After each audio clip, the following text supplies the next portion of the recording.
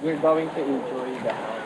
So thank you for the heart of each other to to to to help the to help para dito sa outreach, to help on giving sa mga mabibigyan namin ng school supplies or mga gamit.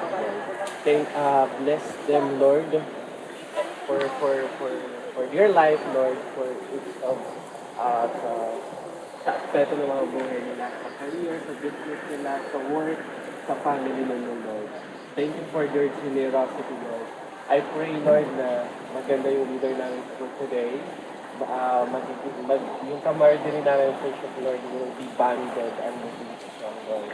We pray na bigyan nyo kami ng wisdom and knowledge para masingin namin at ma-plan namin sa mga puso ng mga matutulungan namin ngayon na maging channel of blessings kami para sa kanila at magkaroon ng plans of heart nila para magkaroon ng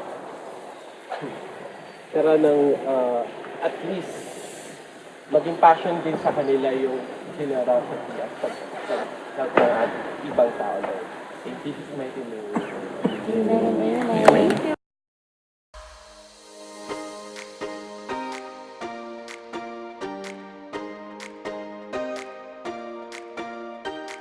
I recall the past again tonight. It's in the front of my mind. As I fall apart, you begin to cry. The tears are making you blind. The future's far away, but I'll stay. I'll stay. Good morning! Ako po si Grace. Ayan, taga Manila lang po ako at nagko-conduct po kami ng mga outreach na ganito.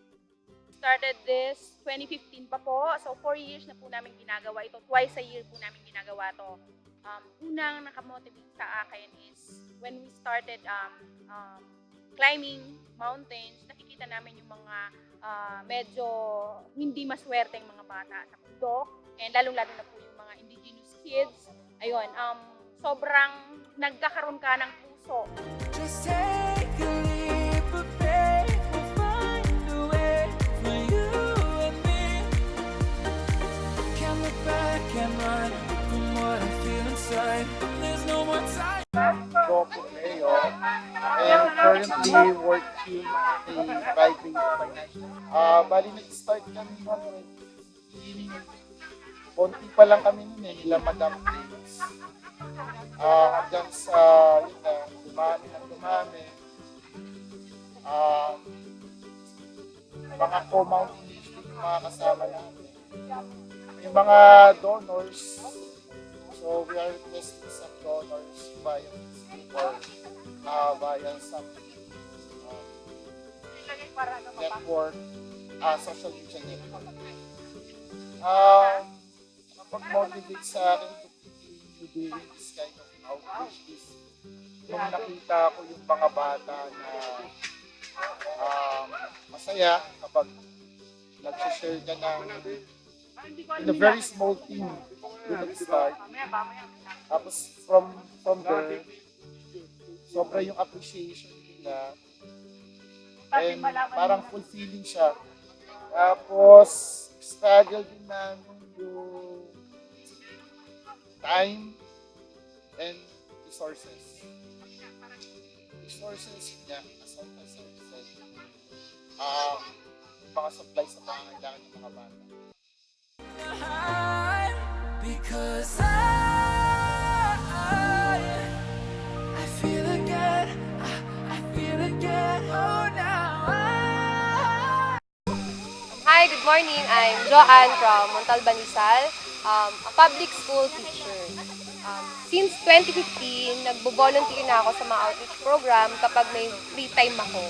And na-realize ko na as a teacher, marami pa pala akong pwedeng gawin outside the classroom and marami pa pala akong pwedeng tulungan outside the classroom. So, pamamagitan ng pag-volunteer sa mga outreach program, napipil ko na marami akong batang namomotivate kasi alam kong na-appreciate nila yung mga pagtulong na ginagawa namin sa kanila kahit hindi man to sobrang laki. Pero alam kong may mas malaking impact yung nagagawa sa kanila. I feel again. We're bringing this. Hi everyone, I'm Aubrey Angelica Rizal, 18 years old from Marikina City. I'm actually a incoming second year college student from World City Colleges, Quezon City. My biggest motivation when it comes to volunteering here, every day I have to do something that's really remarkable, something that would really benefit not only myself, but also the people around me. So parang this is my way of like serving for my country and the people around me. It's really fulfilling, you know, yung makatulong ka sa mga tao. Even if, you know, yung schedule mo is jam-packed, if you really have the heart kasi, if you really have the heart kasi to help and extend your blessings to other people, it's really, parang nakakagaan ng loob. We're bringing this back to life.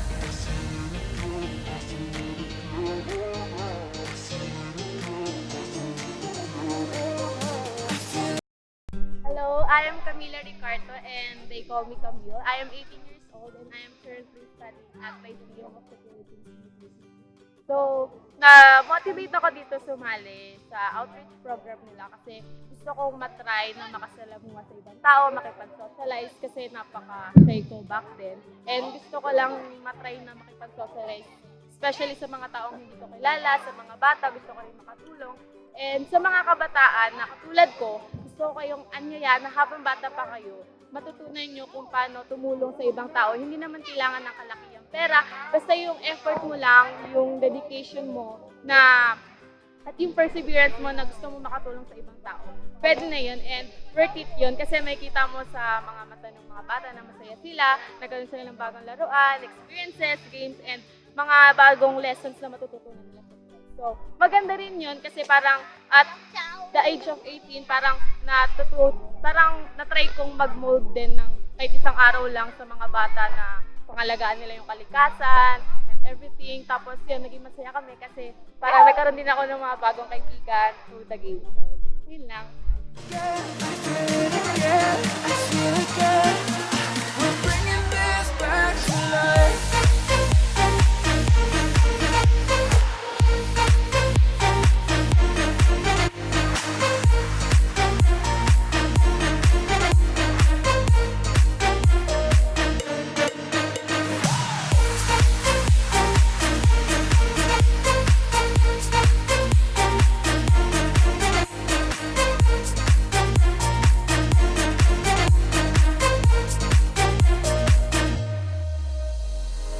Help me find